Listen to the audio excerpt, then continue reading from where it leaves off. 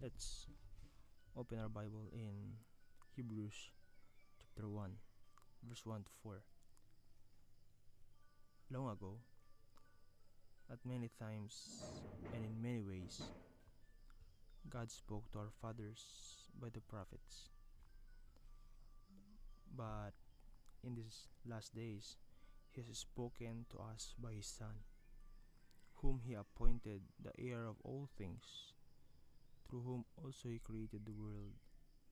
He is the radiance of the glory of God and the exact imprint of His nature, and He upholds the universe by the word of His power.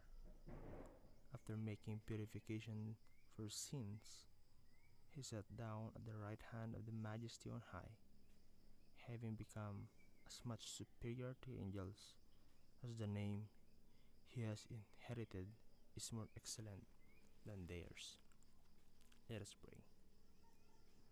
Father, we are grateful as we commence the start of our study on this letter to the Hebrews. Abba, we ask you that you be with us, for because of the greatness of the message of this book, we with our finite minds cannot even begin to comprehend a bit of it. That's why we need you with the power of your Holy Spirit to enlighten us, that we may be able to understand what you want to say to us through this letter. I pray, Lord, beginning from me, the people who will be joining me in expounding this text, that we all be dependent on the power of the Holy Spirit, for none and nobody, no matter gaano pa sila ka-learned, can fully teach, Lord, the message ng book na ito without the power and the aid of your Spirit. I pray for my brothers who will be listening,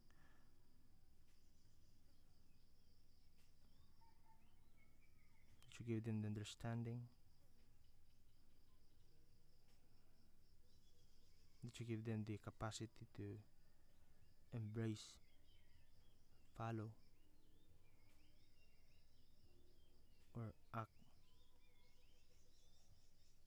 ano man ang sinasabi ng salita. In Jesus' name I pray. Amen.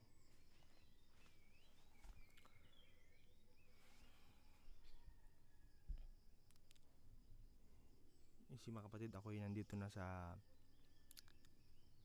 Cebu ngayon, and obviously this is a recorded message because we have struggle ng internet dito, and I hope you understand. But in the coming Sundays, two of you will deliver a message on the book of Hebrews or letter of the Hebrews, and sa third Sunday we've invited Pastor Charles Lapay from church niya sa may Angadanan, Salay, Angadanan, Isabela, to deliver an exposition to us on the better than the angels, or better message. Now I would like to give us an introduction dito sa letter nito. No? Why this? Why the book of Hebrews? What about the letter to the Hebrews? At anong kinalaman niya sa atin sa kasalukuyang panahon ngayong ito'y isinulat nung AD 64, no? Tapos panganak ng ating Panginoong Jesus 64 years later, saka ito isinulat. Relevant pa ba yung message niya sa atin sa kasalukuyang panahon? Now this letter obviously ay written to Christians, probably residing at Rome that time, with Hebrew background. Sila yung mga Hebrew sa faith, or maybe Hebrew naturally, but they're residing in Rome. And now they've heard the gospel message, maybe through other people, not through Paul, but Christians na nag-reside na rin sa Rome, or Christians na nagpunta ng Rome para i-proclaim yung message. And then may mga naging Christian dun sa ministry na yon. And itong mga Hebrews na ito, Hebrew believers, ay pinapersecute because of their faith. They're going through various trials, as the Hebrews tells us, no? If you read it, they're going through different struggles that directly result dahil sa kanilang panampalataya sa Panginoong Hesus Kristo. And they were pushed to the point na maybe hindi talaga ito yung faith. Maybe keeping the law, obeying the old faith, that is their Jewish faith, is the way talaga to be saved. Now this letter was written to make it clear to them that there can be no other way, logically, philosophically, with what they have known, or sa kung ano malalaman nila based on this letter, there can be no other way to be saved other than the Lord, other than through our Lord Jesus Christ.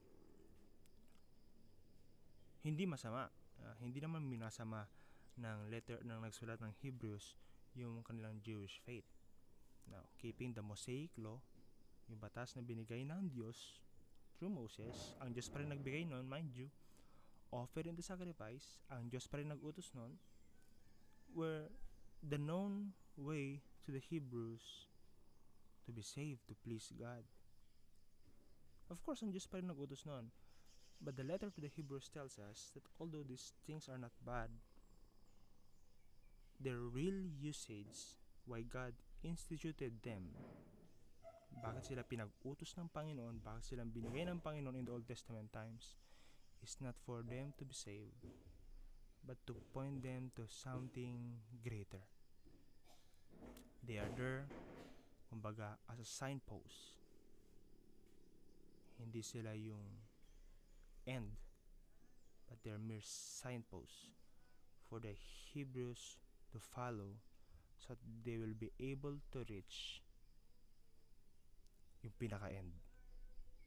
Kumbaga sa trail, sa pag-akyat sa bundok, kung kayo maakyat ng bundok, may mga signposts, no, kung ilang metro pa ba, ano yung mga kailangan gawin habang nandito na kayo, ano na yung narating ninyo, so they will know that they are not yet there. They cannot save.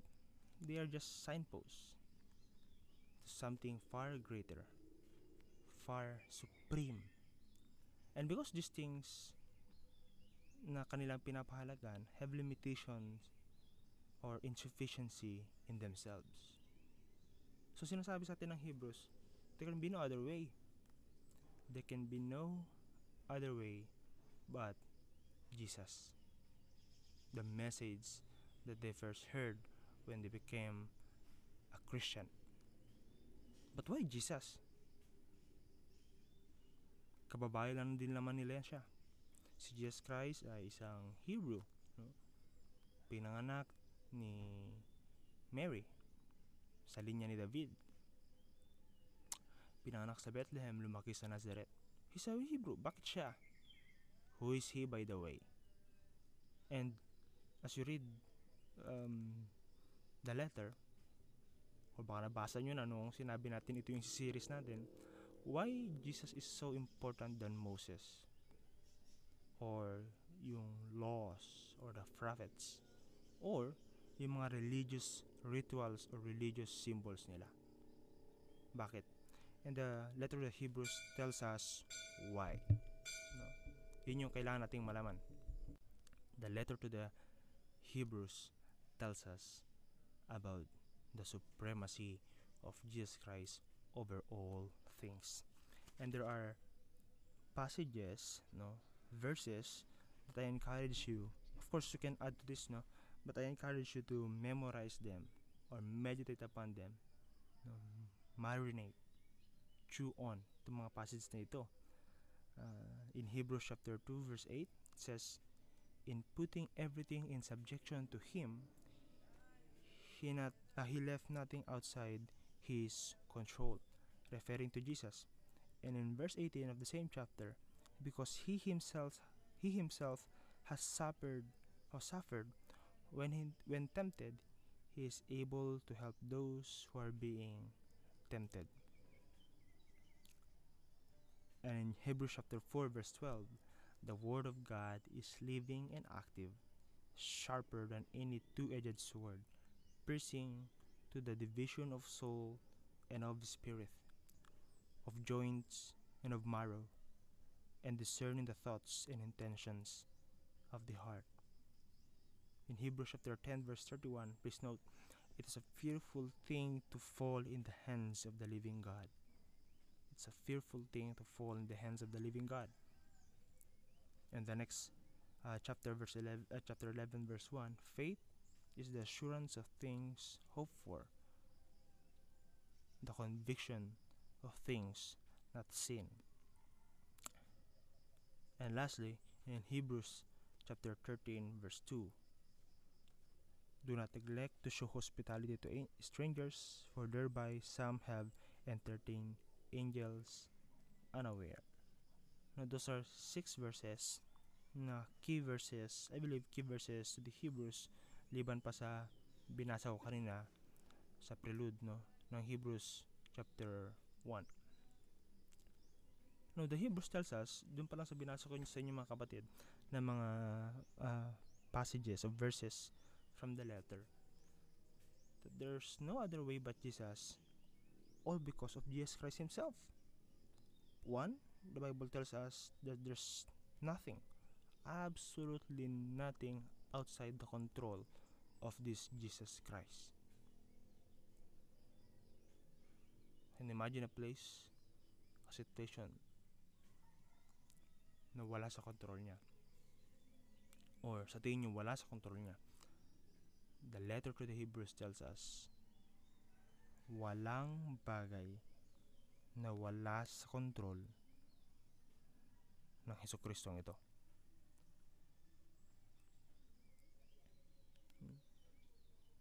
He is sovereign, absolutely in control. The next thing the Hebrews tells us is because this Jesus, unlike their religion, unlike their priests, unlike their leaders, is pure. Kailanman hindi siya nagkasala. He was tempted by the way. Sa paraang na-tempt din sila. Pero kailanman hindi siya nag-fall sa mga temptation na ito. He's so pure. And we know this. If you read the Gospels, nung si Jesus Christ nagtanong sa mga taong nakapaligid sa kanya, sige nga, sabi niya, anybody of you, someone sa inyo na nakakilala sa akin, sabihin nyo kung anong pagkakasalang nagawa ko na na-witness ninyo. Walang masabi. Yung mga kapitbahay niya, simula pagkabata, wala silang masabi sa kanya. Because hindi siya nagkasala. And His Word, the Word of Jesus Christ, is far greater than any word. Again, compared sa kanilang mga leaders, compared sa kanilang mga naunang maybe religious or civic leaders. Unlike Jesus Christ's word has some authority in it, or has authority in it. That when people listen to him speaking, they know that this man speaks with authority. You remember the first time na siya nagsalita sa loob ng isang sinagoga? Sabi ng mga tao, this man teach like no other man. He teach not like the Pharisees or the Sadducees. He teach differently. He teach with authority. The Hebrews tells us that the Word of God is living and active and sharper than two-edged sword. Supreme. Supreme because of His Word. And lastly, ito yung madalas makalimutan ng marami, or siguro hindi makalimutan, iniiwasang i-emphasize, iniiwasang i-proclaim, but it's clear in the Hebrews, is His supreme judgment. Because Christ is supreme in His sovereignty. Everything's under His feet. In His purity. His word is authoritative. His judgment is severe. I hope someone na mag-speak about the judgment of God, pwede niyang i-entitle yung kanyang message ng The Severity of Christ.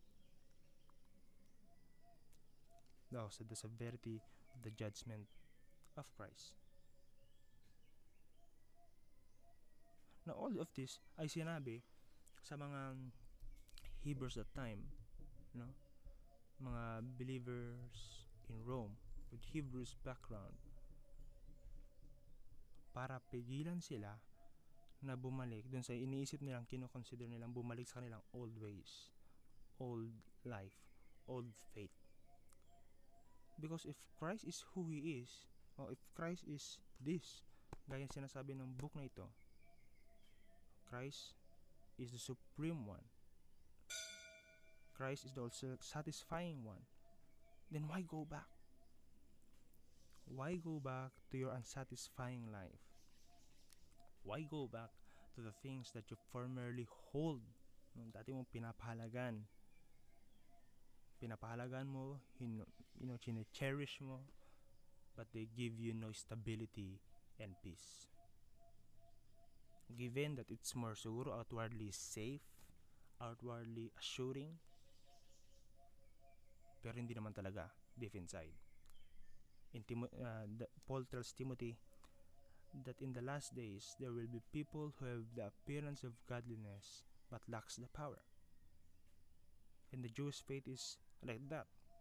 No, sinasabi ng Hebrews that it may have the appearance of godliness, the rituals, the observing of the religious feasts, pangapag-aalay, strictly obedience to the law. They may have appearance of godliness in of themselves.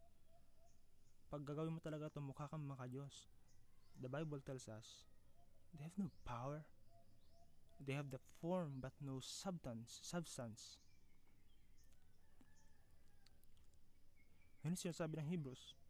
And if Christ is He who says He is, the only logical and the only reasonable action for somebody na nakakaalam patungkol kay Kristo is to not turn your back on Him. Because in turning your back from Christ, you're turning your back to something greater, absolutely greater and precious than turning into judgment that goes beyond their expectation. And you don't want that. Parehong talo. So ba't ka babalik? Now, while these Jewish things are good, kasi again, mga kapatid, ang Diyos pa rin nagbigay niyan, yung kanilang mga ginagawa nun, Christ, our Lord, stood above them all. They are good, but Christ stood on top sa mga ito. And although they are good, they will be no good to you or to anybody if you don't reach the peak of all these things. And the peak is Christ. Because again, they are just mere signposts. So why the Hebrews para sa atin? Kuya Karis, bro, relevant pa ba yan? Iba na yung panahon natin. 1,000 years na nakalipas. How can the book be relevant to us today? We may not be living sa araw na tayo pinapersecute o di man tayo Jewish people, no, Jewish background, but we live in a day of superficiality. They have an appearance, when I mean superficiality, they have an appearance of greatness, but they are not. They are but showing forms. May form lang of greatness, but they have no substance in them. At yun yung mahalaga, yung substance. And our day is filled with people because of the influence of social media and celebrity culture even inside the church. Our day is filled with people who wants to show off, to show that they are somebody, but deep inside they have a feeling of inadequacy, insufficiency. And the Hebrews tells us that there's one greater and far greater than their expectation, that if you are in Him, this someone greater, you no longer have to seek something else. Kasi nasa'yo na ang lahat. Nasa'yo na ang lahat. If you are in Him, in the supreme Christ. And finally, ito yung pinakamahalaga na sana makuha natin as we study the book of Hebrews. It tells us the current ministry of our Lord Jesus Christ in the life of a believer. If you are a believer, Jesus Christ is your high priest. Now the Hebrews tells us kung ano yung high priest. No? Ibig sabihin, yung high priest kasi yung nakaka-approach sa Panginoon nung panahon nila. Now, if you are in Christ, you have a high priest, meaning you can approach God now through Jesus Christ. You can approach God through prayer.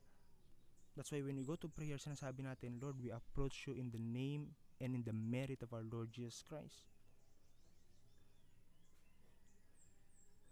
Hebrews tells us also that Jesus Christ is our sanctuary through which we meet God. Yan ang unang panahon sa Hebrews, minimit nila ang Diyos only. Pinapakita ng Diyos yung kanyang Shekinah glory sa temple, sa tabernacle, sa sanctuary. And now the Bible tells us that Jesus Christ is the sanctuary through which we meet God.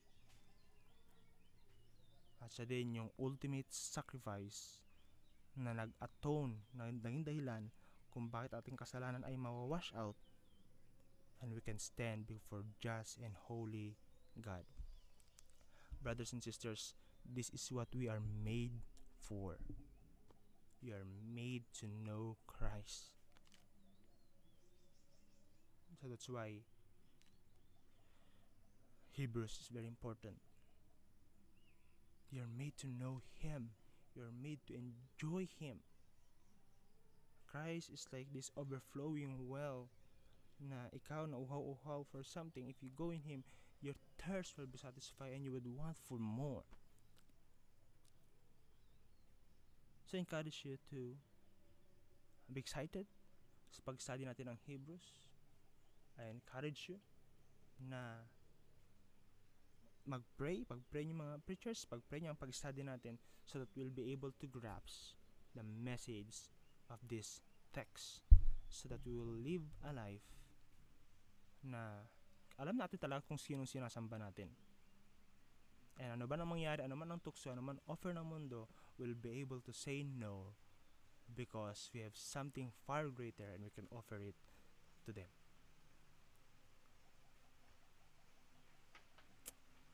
Let's go to the Lord in prayer. Father, thank you for this text. Thank you that we know we will be encouraged with the message of this text.